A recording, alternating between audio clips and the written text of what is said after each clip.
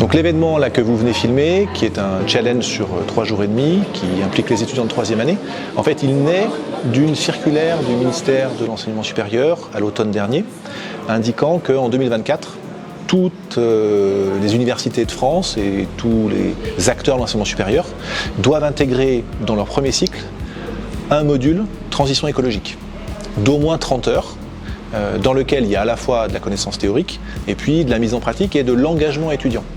Donc à partir de ces 3 critères, nous est venue l'idée de proposer aux étudiants de 3e année de travailler concrètement sur la transition écologique de leur campus pour faire le bilan, l'analyse de l'existant et puis de la préconisation pour qu'on chemine efficacement sur cette transition écologique.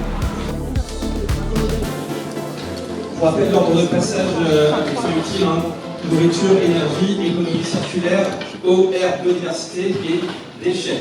Alors l'idée c'était d'être un peu précurseur en la matière parce qu'on sent que c'est une génération qui est aussi concernée par ces problématiques écologiques et l'idée c'était vraiment de mettre en pratique et de les immerger dans un exercice qui puisse leur permettre de concrètement trouver des solutions pour que le campus s'améliore sur ces thématiques-là. À travers ces challenges, on cherche donc à impliquer les étudiants et à les immerger dans des situations réelles. Ils ont chacun eu une thématique à traiter en particulier. Il y avait la thématique par exemple de la nourriture, thématique des déchets, thématique de l'économie circulaire, thématique de l'eau, de l'air, de la biodiversité. Et ils doivent donc restituer un travail à la fois à l'écrit et à la fois à l'oral. Nous avons dressé un état des lieux de la situation sur le campus, en interrogeant les étudiants et en dressant une liste des points d'alimentation. Moi, je me suis occupée de la partie état des lieux avec quelques camarades. Mais après ça, donc, il y a la partie proposition qui est la partie phare du projet.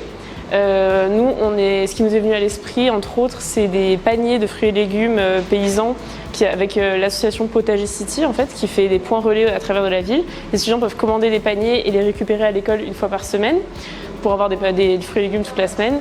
On a pensé aussi à devenir un point relais Too Good To Go pour que les étudiants puissent s'alimenter de façon moins chère, en sachant qu'il me semble que 20% des étudiants étaient en situation de précarité alimentaire en janvier et ils sautaient jusqu'à 3 repas et demi par semaine, donc c'est important, c'est une problématique qui nous touche.